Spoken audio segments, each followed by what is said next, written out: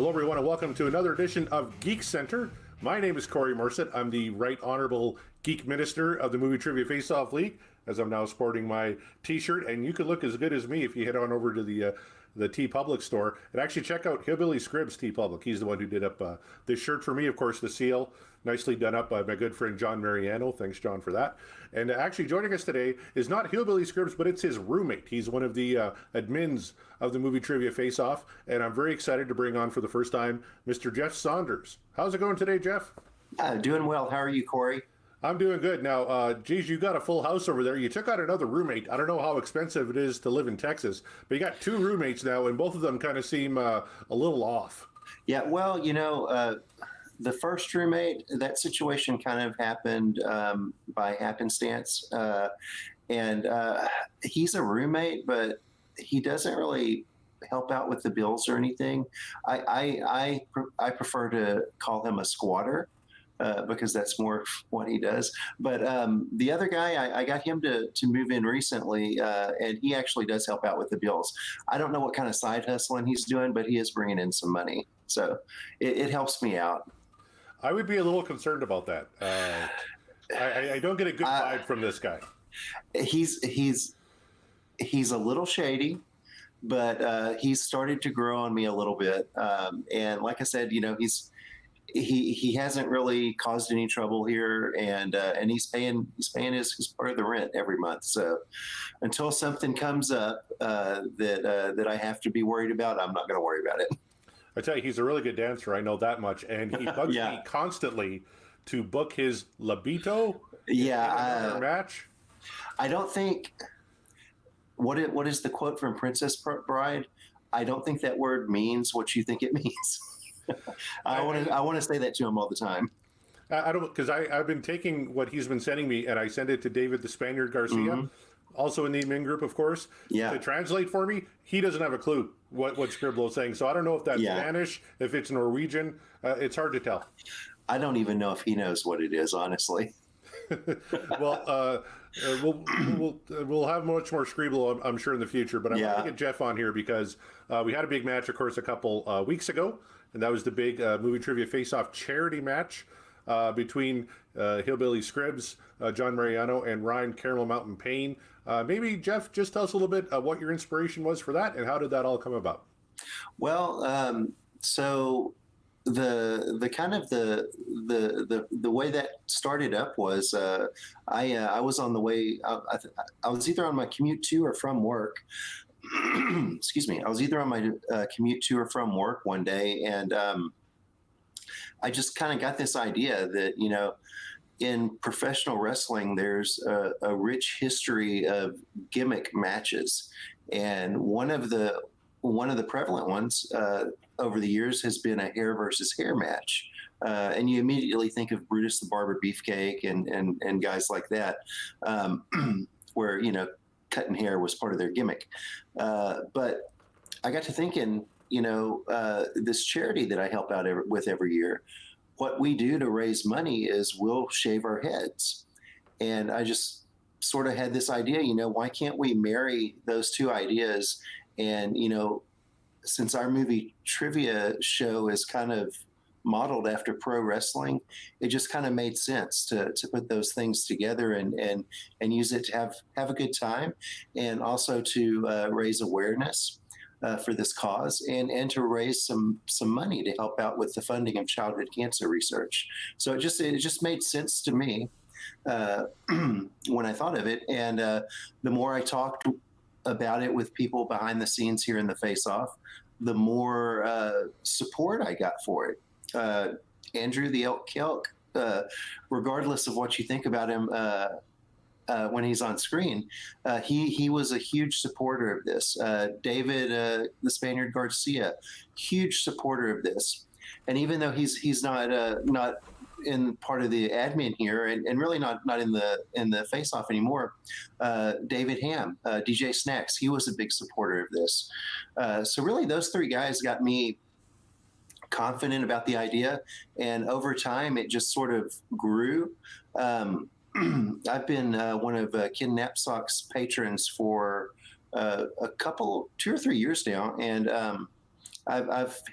we've corresponded about things in the past, and he's always been a big supporter of this charity. And last year, when we were doing our fundraising efforts, he did a lot of tweeting and retweeting and posting, and just did a whole lot to help me get the word out.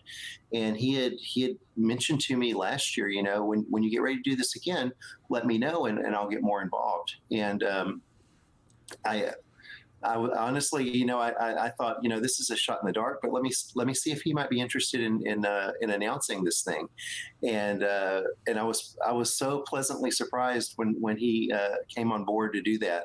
And then just through getting the word out there, which Emma Fife was very, very instrumental in, we were able to ask around and see if anyone else in the Schmoedown personality community would like to get involved, and Mark Riley jumped in, and having those two guys announce this match was huge, and it really has gotten the match in front of a lot more eyes than a lot of our matches get. So it gets the word out. It's helped our charity so much. We've already, just from the donations from the link associated with the match, we've brought in almost $500. So we're definitely raising some money for a great cause. And the cool thing is the donation link, or actually all the donation links for St. Baldrick's, they stay open indefinitely. So even though, even though, as I'm going to show you in a minute, I've already lost my hair, the link stays open. So anytime, you want to jump on there and donate some money for this great charity, you can do it. And your donations will help to fund research that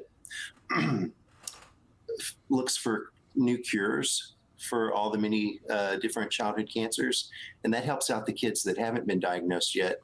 The research also the research also looks for better treatments, which helps out the kids that are fighting it right now.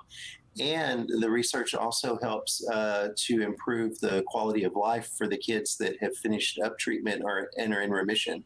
One of the things that doesn't really get talked about a lot is the current treatments for childhood cancer often leave lifelong chronic side effects for these kiddos that they have to deal with from here on out. So a lot of the research that St. Baldrick says goes to improving their quality of life going forward. So it's anything we can do to help is a big win for all of these kids. And like Jeff said, those links are still active. So by all means, go to the Movie Trivia YouTube page and check out the charity match. It's a whole heck of a lot of fun. That Ken Knapsack and Mark Riley, they know how to call a match. They have some experience at it. I'm a patron of theirs, as is Jeff. We recommend everybody become patrons of them, because they're just good folks. Did a tremendous job. The match is excellent. All the links are on there, so please check out that charity match. I know it's a singles match, but I'm still pumping it here on Geek Center because it's a great cause. Now, Jeff, last weekend was the big shave event. How did that go? Yes, so that went really great. So the team that I'm a part of is a team that we put together at the hospital, Methodist Children's Hospital in San Antonio, Texas, where I work. And this is I think it's the 7th year that we've had a team that's raised money for St. Baldrick's. This was my 5th year to be involved with them. And we had our shave event was actually in the small town where I live here in Central Texas called New Braunfels. It's just to give you a little backstory on that, a patient that we had a few years back who's no longer with us, his mother started a foundation in his honor, and they're from New Braunfels. So she wanted to create an event to honor him and to also, help raise awareness and funds for research. So she partnered with St. Baldrick's to start the event here. And this was the 2nd year that we had it in New Braunfels, and it was a blast. These things are so much fun.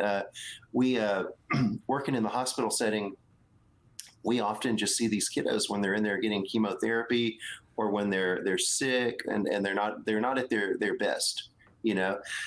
So getting to see some of the kiddos outside the hospital who are no longer in treatment, doing stuff kids should be doing, having fun, laughing, playing. That's what we all need to see. And at these events, we run into a bunch of our former patients, and it's always a joy to see them out doing what they're supposed to be doing. And anyway, the event itself, I've got some cool numbers here. So our team, which the charity match fundraising link funnels into our team totals, but our team, which is called Shaving Lives, raised $14,439 so far. Wow, that's awesome. So that's pretty good. And the event itself is up to $43,329. So it's a lot of good folks have thrown some money into this, and it's all going to do some real good. And and like we said, the links stay open, so it'll continue to grow throughout the year. And the added benefit for you, my friend, is you look about 10 years younger, and you lost about 20 pounds of hair. That's right. And I don't want you to feel alone, Corey. That looks great. See, I'm voluntarily bald myself. Yeah, there you go. People like the elk, they're not voluntarily bald. You and I are. And it's a good look on you. You look fantastic. Yeah. I like it. Like I said, this is my 5th year to do this, and I'll keep it like this for a little bit, and then I'll start growing it out for next year. There you go. Well, it's an amazing event. I had a lot of fun helping out in the little ways that I could with the charity match. I loved following you on Facebook and seeing all the pictures. Hopefully we can put a few of them over top of this broadcast here while you're talking about it. But by all means, again, charity match, it's on YouTube. Check it out. Donate if you can. And if you can't, just share the video. Let everybody know about it. And let's raise some money to eradicate children's cancer, because who doesn't want to do that, right? Yeah. Okay, let's get to a little movie trivia face-off business now. Here, all right. Now that charity match is out of the way, you can actually focus on what we got going on here in the MTFO, and we've had a couple of fantastic matches lately. Let's talk about the match that dropped on Thursday. It was number 4 ranked Joe Fairley taking on Malcolm Lay. Now, Malcolm Lay just did not get any luck at all in this match. He spins Back to the Future twice in round 2, which was Joe's pick for the wheel, and he ends up getting knocked out by Hot Fuzz. Did you happen to check out this match? I did watch it, and my big takeaway from it was pretty much what you just said. It just seemed like Malcolm could not catch a break, and it's not really reflective of how good of how good Malcolm is at trivia, because he's had some really good matches, and he does matches all over throughout the different fan leagues. So this one was kind of hard to watch him struggle. Now, Joe, on the other hand, he's a pretty dominant guy. I think he's won the most of his matches he's been in, right? Yes, actually, he's only lost once, and that was to Robert Parker, where he got knocked out. But he's knocked out 3 competitors now, and we'll see when we get to the top 10 rankings for this week. He's firmly entrenched in the top 5. Yeah, I don't doubt it. The guy knows his stuff. He's no slouch, and I would not be a bit surprised if he does really well in World War Geek later this summer. He might even be one of the last ones in there, if not the last one in there. Well, with 3 wins, he's got 3 opportunities to draw that coveted number 30 and to get in that match late. So he's looking good that way. And he also improved his point totals quite a bit. I know in his match against Robert Parker, his round 1 dropped, his round 2 dropped, but his dominating performance against Malcolm Lay really helped to bring those numbers up. And actually, let's take a look at the top 10 here for the week. And as you can see, a fancy new graphic. Joe Fairley now at number 2, leapfrogging David the Spaniard Garcia. Now, how that works, even though they both have identical 3-1 records, is we go by total points as well. And for every knockout, you get an extra 10. For every TKO, you get an extra 5. So you factor in accuracy rates and points scored and all that kind of stuff. Joe Hot Fuzz Fairley comes out ahead of David the Spaniard Garcia. So this is your new top 10. That's really the only change this week. You still got your roommate's Lobito is still there at number 9. He'll be happy to know that. Perfect. Maybe he'll stop texting me for a bloody day or two. So Yeah, I wouldn't get hold. some I wouldn't editing hold done. you. I wouldn't hold your breath, Corey. Oh man, it's constant. This guy's driving me nuts. But Mike the Hype Man Shea, of course, after his great performance against Ruben Colon, stays at number 1. Hot Fuzz at number 2. The Spaniard Garcia at number 3, and he's another one who's itching to get back in there. He won't get a chance before World War Geek, but if he somehow doesn't win the belt at that event, he'll be looking for a match against either Hot Fuzz or Thomas the Warhawk Scully, who is a little shock at number 4, but only because he's had 2 matches. Once he has his 3rd match against Dave the Dragon Lees, who's at number 8, if he wins that one, it could propel him quite high. Now, your roommates, Hillbilly Scribbs, is a Geektacular competitor. So you've had a chance to watch some of these matches. Anybody in that list jump out at you who can maybe make a run in World War Geek? One of the names on here that, and I'm a little biased with this because Hillbilly has worked with him a lot, is the Maniac. He's kind of at the bottom of the top 10, but he's a pretty strong competitor. With his matches, it just kind of comes down to I think his losses have just been, he's gotten some the questions he just didn't know, which happens to all of us. But overall, he's a pretty strong competitor, and he's actually, I think, if it hasn't come out yet, I think he's like even in like a tag team title contention in one of the other leagues. So he definitely knows his stuff. As far as the other guys, I mean, everyone on the list is there for a reason, and it'll be interesting to see how this thing changes up between now and May. Yeah, absolutely. We still got a couple of opportunities for matches. So I'd like to get Mark Kameyer in there for one before World War Geek, because he's one of those players that I think can take that jump up the rankings. He's also on the singles rankings debuted this week, and he's in that top 10 as well. Yeah. So that shows you the strength of Mark the Maniac Kameyer. Let's talk about some matches we got coming up now. Yeah. Dropping this Sunday is a match you might be interested in. Your roommate, Hillbilly Scribbs, is taking on a debuting player who's somewhat of a legend in the fan leagues. He goes by the name of Nick Twohig, nameless Nick Twohig. No gimmick required for Mr. Twohig. He's on Hillbilly Scribbs. And this is kind of the culmination of the League of Shadows versus the Fraction feud that's been happening throughout the first couple of seasons here. Yeah. This is a thing that if I'm not mistaken, this thing started like back in last August or September, and it kind of started when Ruben came into the league, and he sort of picked a fight with Ishan Bajpayee.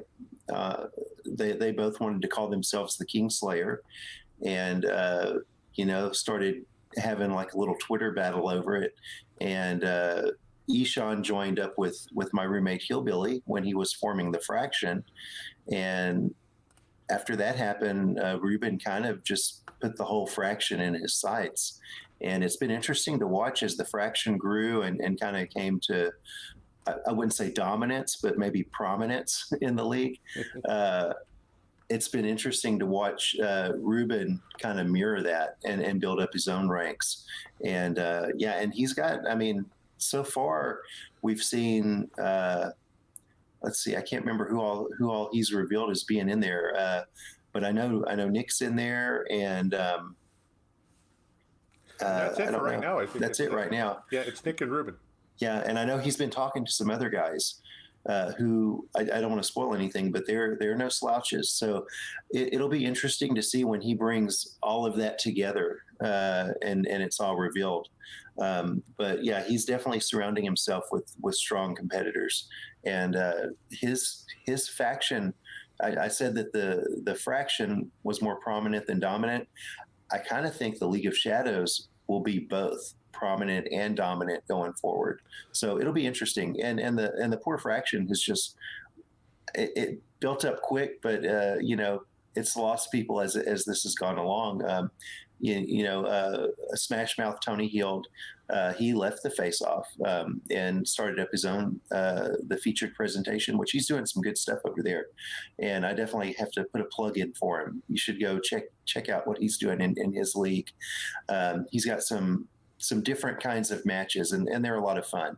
And then poor Ishan, he went off and got married, and his time to spend, with this little hobby kind of disappeared quick. He was able to come back to do the Harry Potter exhibition match, and I know he was hoping to fare a little better in that thing. But really, with his other time commitments right now, he's not really going to be around competing very much. But hopefully, we'll see him back in the MTFO at some point. And that just leaves Mark and Hillbilly in the fraction. So at least one of them's a strong competitor. Well, I tell you, in terms of Ishan, I'm a married man myself, and I know once that honeymoon phase is over, he'll have lots of time. It'll free up. Yeah, it frees up, absolutely. So that match is coming up this Sunday. I'm telling you right now, you don't want to miss it. I had a chance to record that one. We may have a League of Shadows reveal at the end of that match. So stay tuned. You don't want to miss that one for sure. And then another match that we just recorded was supposed to be Sinister Alec Miller, who's a rookie player, taking on another rookie, the Hellhound, Devontae King.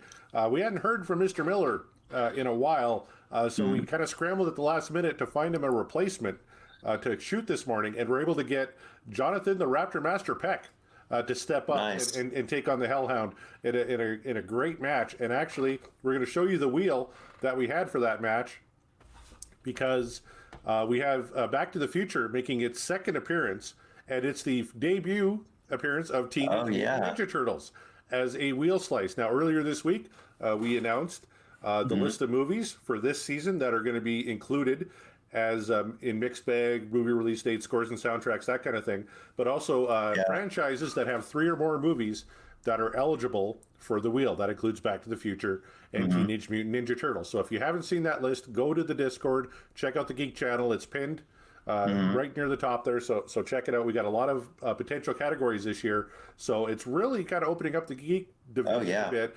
Guys have to study a little harder now, and we got some fun categories, potential categories now. Yeah. Well, and one thing that we were talking about before we started recording is some of these new categories might not be bad ideas to take, because you have categories that have been around for a while, and we all know what happens there. You end up with deeper cuts in the questions, but with these new categories, they're new, so that might actually be a benefit, going with one of them, because you may get I don't want to say easier questions, but maybe they won't be quite as deep cuts yet.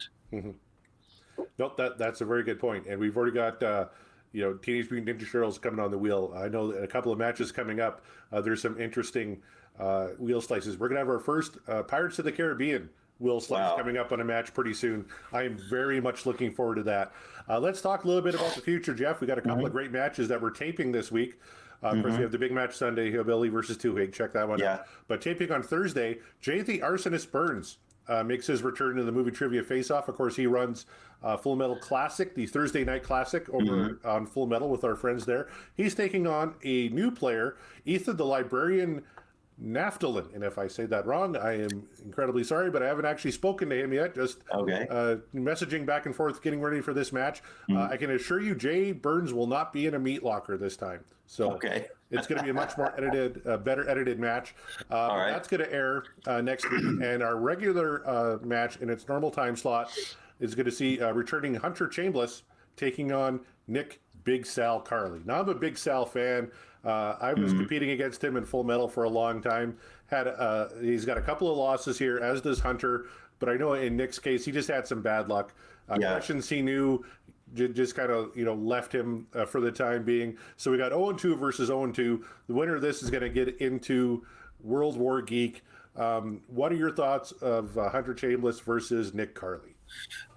So I've watched both their matches, and kind of the thing that I see with both of these guys is, hold on just a sec. Sorry.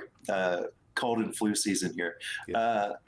One of the things I've seen with both of these guys is when they're on fire, they are on fire. They know their stuff, and they're pretty unstoppable. But they get a question that they're not too sure about.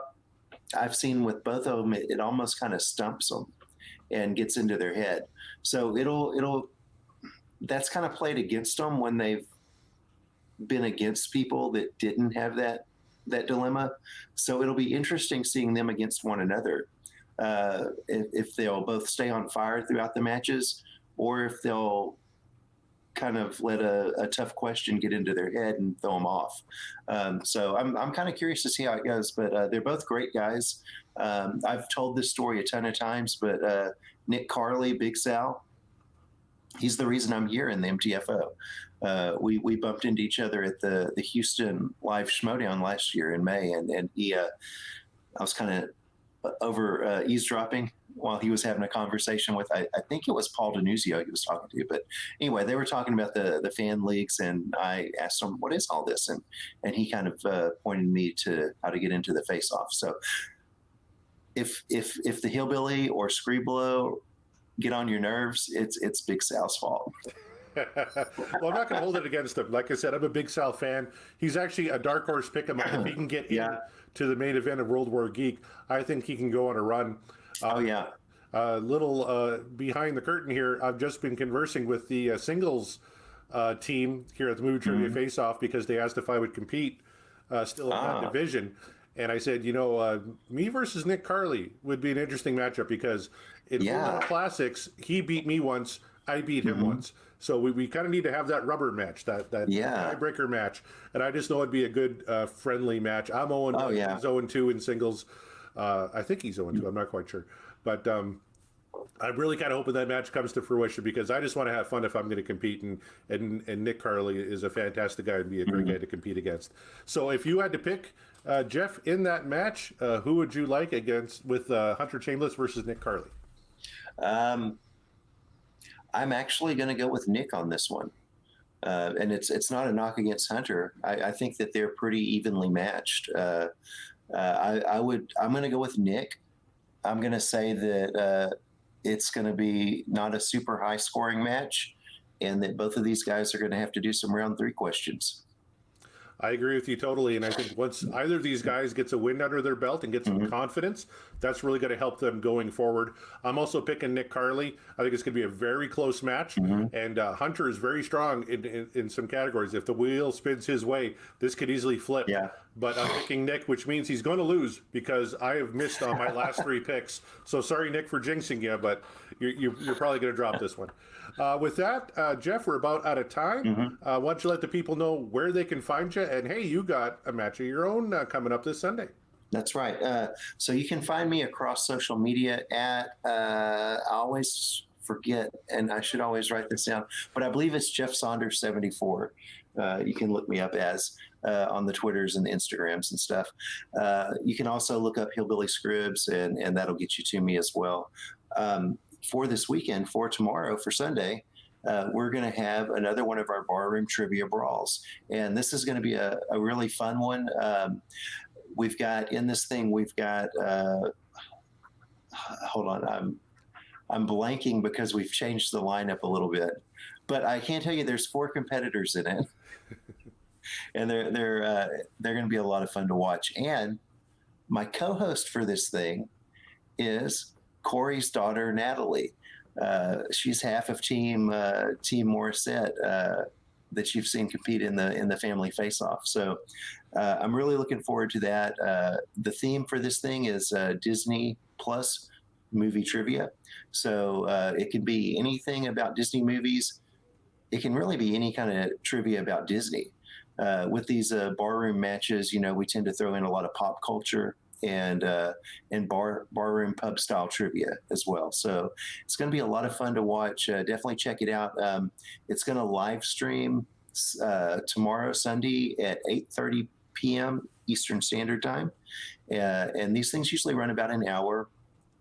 We'll have the live chat set up so you guys can jump in and tell us where we're messing up and and where we're doing it right, and also try to answer the questions as you play along. I know Natalie's in her room right now practicing. She's pretty nervous. She doesn't want to screw up any words, so she's been working real hard to get the questions down. There's some toughies. This is going to be a really fun match. This is going to be a fun one, and I've been working. I don't want to completely spoil stuff, but we do an impersonation round, or we usually do an impersonation question in each of these. but in this one, we're going to do an impersonation round where everyone's doing an impersonation. And I've been working on mine all week, so hopefully it doesn't totally stink up the thing. Well, I can't wait for that. This is actually a really huge weekend for movie trivia. You're looking at Sunday. We got 2 matches. We got the Barroom Brawl. We've got Hillbilly versus Twohig also dropping on Sunday, Lord willing, if I get it edited. And of course, tonight we have the big live stream. We have Ben Bateman defending his title against Dan Murrell. Real quick, Jeff, who are you picking in that one? Man, you know what? I'm going to have to go with the GOAT on this one. I really see Murrell taking it, and I kind of think he might be the one to become Danny 3 belts at some point. I think he's been training for the IG also. Yes. So it'll be interesting to see. But yeah, I really think he's going to win it. I think it's going to be close because Ben Bateman is really good. I mean, there's a reason he's the current champion. So it's going to be a great match. But I mean, at the end of the day, Bobby Gucci's going to still have that title in his clubhouse. So there you go. Absolutely. My prediction: it's going to come down to 5s. Ben will miss. It'll be tied going into the 5-pointers. Ben will miss his. Dan will hit his because you can't beat the GOAT in those big game situations. And I predict Dan Murrell will be the new champion. He shows up at those live events to win. Absolutely. He's one of the best live event performers we've seen in the Movie Trivia Showdown. But with that, we're out of time. So I'd like to thank my guest this week, Jeff Saunders. Thank you very much for joining us. And I'd like to thank you all for tuning in. And we will see you next time on Geek Center.